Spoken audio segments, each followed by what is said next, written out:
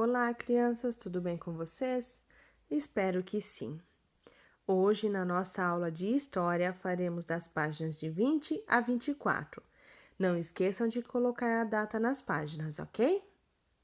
Bom, crianças, então, ultimamente estamos aí estudando, os africanos no Brasil, a influência desses povos na cultura brasileira.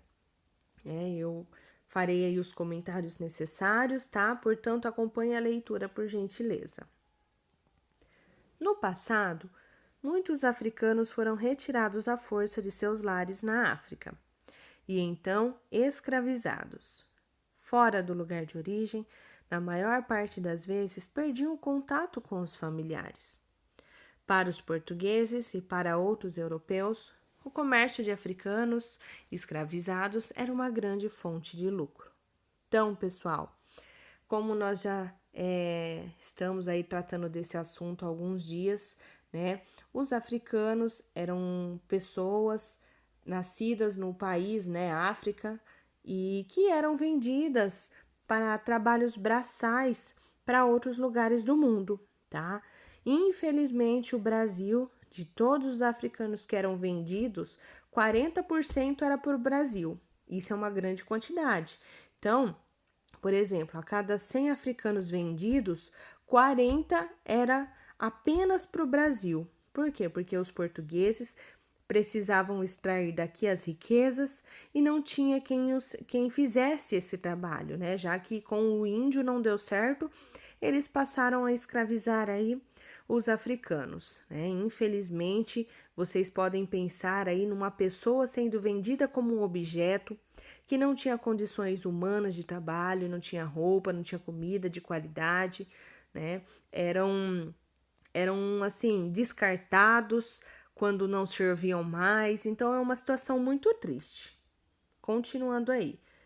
Nessa imagem aqui de Rugendas, Rugendas pintou essa obra de arte que se chama Navio Negreiro, retrata exatamente como os africanos chegavam no nosso país, né? E então, os escravizados eram trazidos da África para o Brasil no porão de navios. As condições a bordo eram desumanas. Havia pouco espaço e faltava água e alimentos. Muitas pessoas adoeciam, outras morriam. Quando o escravizado morria, era jogado no mar. Após semanas de viagem, as embarcações chegavam aos portos brasileiros. Então, pessoal, como demoravam muitas semanas para chegar no nosso país, muitos acabavam adoecendo e morrendo. Quando eu digo muitos, são muitos mesmos, tá? Não era um ou outro. E eram jogados no mar. Então, as famílias, né, eles eram separados das famílias, então elas não sabiam se estava vivo, se estava morto, onde estava trabalhando, se alguém tinha comprado ou não, porque quem comprava, né, esses escravos queriam os melhores, né, quem não servia não era comprado. Então, eles eram vendidos aí como objetos, né, de trabalho. Então, nessa imagem você pode, só dessa imagem você já nota aí, né, as condições desumanas que eles viviam. Olha lá, viajando em porão, né, no porão aí de navios, por várias semanas. Imaginem o calor, né, a falta de alimento, a falta de condições de vida, né, pessoal? E ainda quando chegavam aqui no nosso país, eram negociados nos mercados, né? E eram aqui, ó, aqui você pode observar aí vários negros, aqui tem uma negociação, olha lá, vendendo uma criança. A preferência era por homens, tá? Porque os homens eram, né, enviados para os serviços braçais e as mulheres ficavam apenas para serviços domésticos, né? Essa obra do Debré representa bem aí o mercado de escravos que existia lá na cidade do Rio de Janeiro, tá? Então, toda essa situação aí era muito, né, triste para os escravos que não tinham suas culturas preservadas, que não tinham suas culturas respeitadas.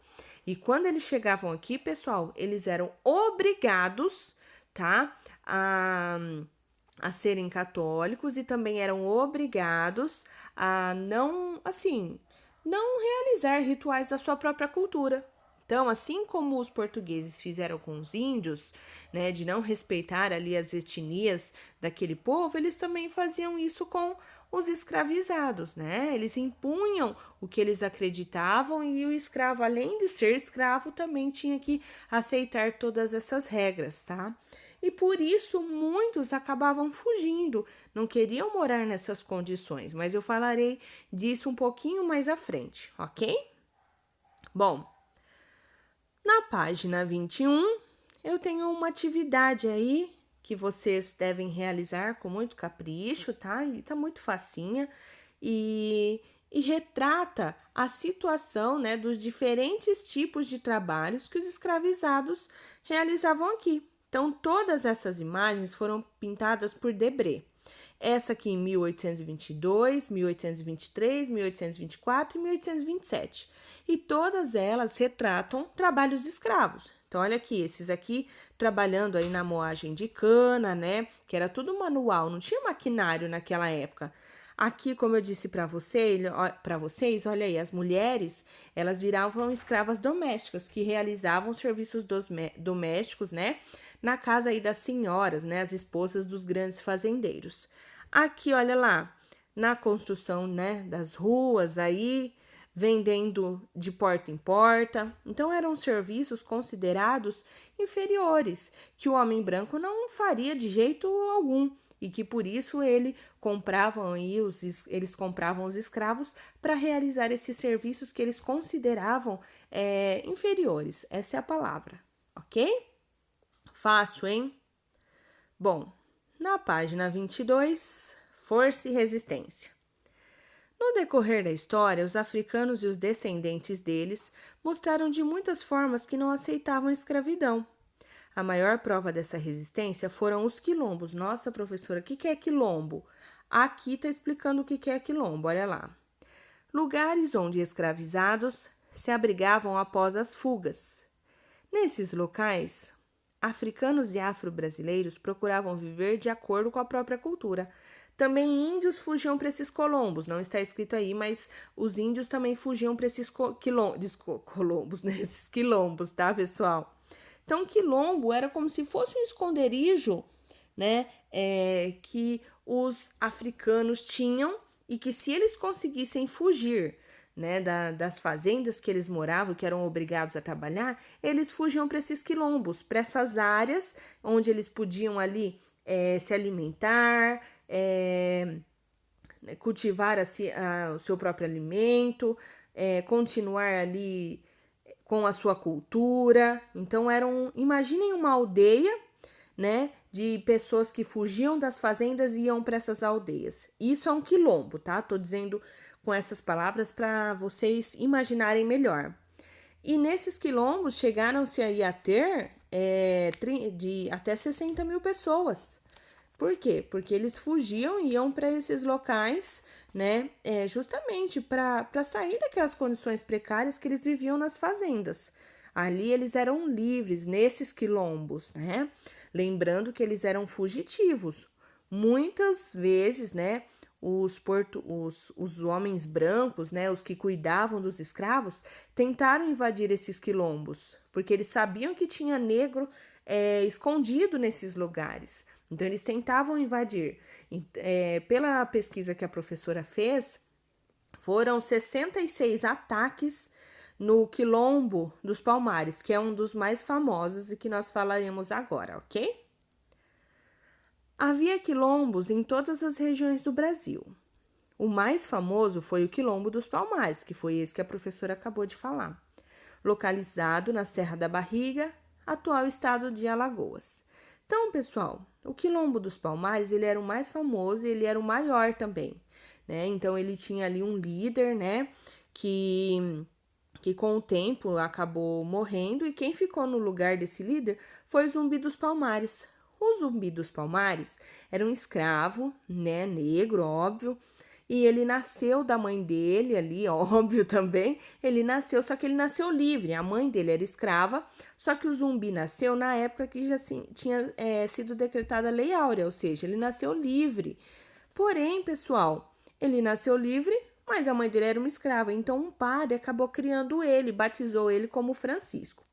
Porém, ele sabia que ele tinha, né, outras origens. Então, quando ele cresceu um pouquinho mais, ele fugiu, né, e foi para esse quilombo aí, aprendeu com o líder, né, que é desse quilombo, o que era guerrear, defender seu povo, né? Então ele aprendeu tudo isso. E quando esse líder morreu, o Zumbi, ele acabou entrando no lugar desse líder e ele passou a ser o líder desse quilombo, né? Que era um dos mais famosos.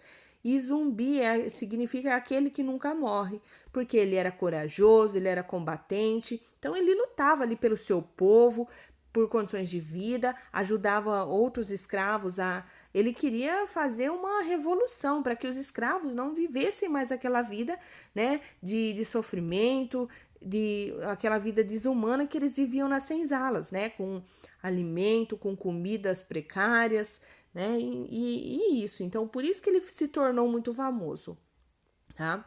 Porém, em um dos combates, no dia 20 de novembro, ele acabou sendo morto, né, nesse combate que houve, e é justamente por ter sido no dia 20 de novembro é que nós comemoramos o Dia da Consciência Negra no dia 20 de novembro, porque foi a data em que o Zumbi, né, esse líder, né, um dos principais líderes do Quilombo dos Palmares, morreu ali combatendo a favor do seu povo. Bom, atualmente, no calendário brasileiro existe uma data, como eu acabei de dizer, para relembrar as lutas e as conquistas dos africanos e afrodescendentes. É o Dia da Consciência Negra, que foi o que eu acabei de explicar. E, passado algum tempo, né, existem aí alguns locais que homenageiam esses líderes. Então, por exemplo, aqui, o Parque Memorial Quilombo dos Palmares, essa estátua em homenagem ao Zumbi dos Palmares, tudo isso em Alagoas, tá, pessoal? Onde antigamente era a Serra da Barriga, ok? Bom, depois, na página 23, fazendo história. Zumbi dos Palmares, ele foi um líder, né, muito conhecido no Brasil entre os negros, mas também outras pessoas se destacaram. Lógico que se fosse uma pessoa branca, né, fazendo o que estes dois aqui faziam, que eu já explicarei para vocês, talvez não tivesse importância. Professora, mas porque ele é negro? Sim, justamente por isso. Porque não teve condições, porque não tinha ali quem ajudasse, sofria o preconceito e mesmo assim conseguiu viver, conseguiu vencer aí e demonstrar para as pessoas que o negro também tinha seu valor. Até porque, pessoal, quando foi decretada a Lei Áurea, o negro sofreu demais. Nossa, professora, mas quando veio a Lei Áurea, por que chama Lei Áurea, né? Que foi a libertação dos escravos. Não podia mais ter escravos no Brasil. E quando essa lei foi decretada, o que aconteceu? O preconceito tomou conta, porque as pessoas não queriam dar emprego para os escravos. Elas tinham preconceito. Então, se antes o escravo tinha um emprego com péssimas qualidades, né, de vida ali, de sobrevivência, depois da Lei Áurea ele ficou sem nada, né? Não tinha casa, não tinha alimentação, não tinha dinheiro, não tinha serviço, não tinha nada. Então, ele foi ficando cada vez mais ali à margem da sociedade. Até porque, quando foi decretada a Lei Áurea, outras pessoas de outros países, principalmente italianos, brancos, que são brancos, chegaram no Brasil e tomaram esses postos, né, esses serviços que o negro faziam. Que os negros faziam, só que diferente dos negros, os italianos recebiam. Então foi muito difícil para o negro conquistar o seu espaço e ainda é difícil até hoje, ok? Então olha lá, fazendo história. Africanos e afrodescendentes tiveram grande importância para a história do Brasil. Muitos deles contribuíram para o desenvolvimento do país e alcançaram tanto destaque que são lembrados até na atualidade, ou seja, até os dias de hoje. Por quê? Porque fizeram algo que para o negro era impossível, né? Que era se tornar visível, vou usar essa expressão, para as outras pessoas. Então, eu tenho 2 exemplos aqui. Esse daqui, né, que é o João da Cruz e Souza, que ele gostava muito de ler, nasceu lá em 1861, e justamente por gostar muito de ler e escrever, né, ele foi estudando desde muito jovem, lembrando que não era fácil para um negro estudar, também tinha esse preconceito também, que o negro não tinha que estar na escola. Então, ele estudou desde muito jovem e pouco tempo depois já escrevia matérias para jornais, né? Contudo, Souza e Cruz gostava especialmente de escrever poemas, os quais fizeram tanto sucesso que ele se tornou um dos maiores poetas do Brasil. Então, pessoal, alguns negros fizeram a diferença no nosso país também. Depois tem a Carolina Maria de Jesus, que ela nasceu lá em 1914, em Minas Gerais, na cidade de Sacramentos, e ela mudou-se quando adulta para a cidade de São Paulo e vivia numa favela, Canindé. A Carolina, ela sobrevivia recolhendo materiais recicláveis, né? E apesar de toda essa vida sofrida, ela escrevia aí suas experiências, né, suas histórias, seus pensamentos nos cadernos que ela encontrava no lixo. E esses escritos resultaram num livro que se chama Quarto de Despejo, que foi publicado em mais de 40 países. Olha que legal! E a Carolina é considerada uma das mais importantes escritoras do Brasil. Então, o negro, olha só, levou o nosso país, o nome do nosso país, para outros lugares também, justamente por conta de sua inteligência, sua contribuição aí para a nossa cultura. Aqui tem uma pesquisa, né? Tá falando aí para fazer uma pesquisa, vocês não precisarão realizar, que é perguntando se na sua cidade tem homenagem a algum negro. Então, eu acho que assim, o mais importante aí foi o que eu disse a vocês, né? O que não está escrito aí no livro, que eu falei sobre o Zumbi dos Palmares, sobre a luta deles, né? Que eles tinham muitos combates, quem foi zumbi, que dia 20 é o dia da consciência negra, justamente no dia da morte do zumbi, porque ele morreu lutando pelo seu povo, não para que seu povo fosse rico, mas para que seu povo tivesse o direito à vida digna, né? E eles não queriam mais do que nós queremos hoje, ok? Então, essa pesquisa não precisa ser realizada, porque a professora já falou bastante para vocês sobre isso, ok? E até porque não tem como nós socializarmos ela neste momento. Feito isso, então, não é necessário realizar a pesquisa, vamos para finalizar aí a página 24. Atividades. Leia esta obra. Então, se você observar aí esta obra de Debré, olha só, gente, Debré, Rugendas, com muitas obras aí retratando a vida do africano. Bom, então é de 1896, se chama Angu da Quitandeira, então você pode observar na sua apostila que elas estão cozinhando, né? E elas servindo as pessoas aí. Por quê? Porque elas eram boas cozinheiras, né? Trouxeram pratos típicos da África aqui para o nosso país. E é isso que está acontecendo aí nessa imagem.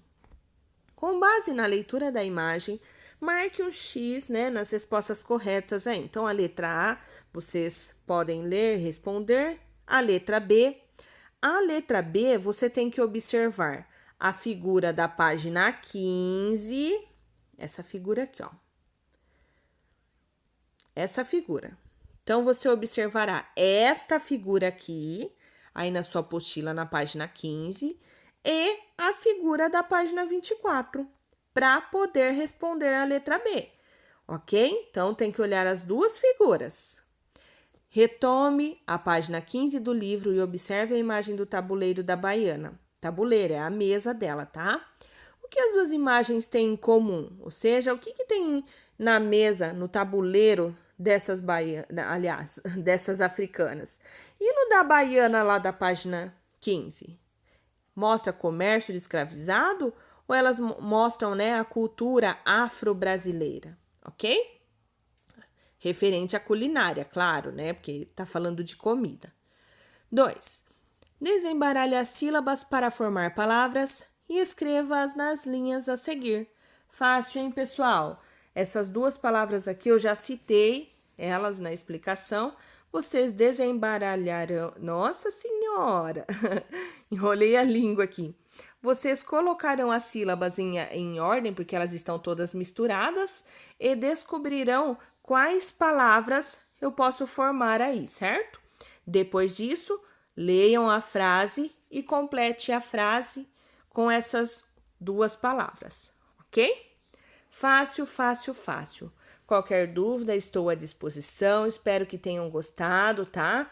Lembrando, pessoal, que no nosso país, hoje, para vocês terem uma noção de quanto o africano foi importante e quanto ele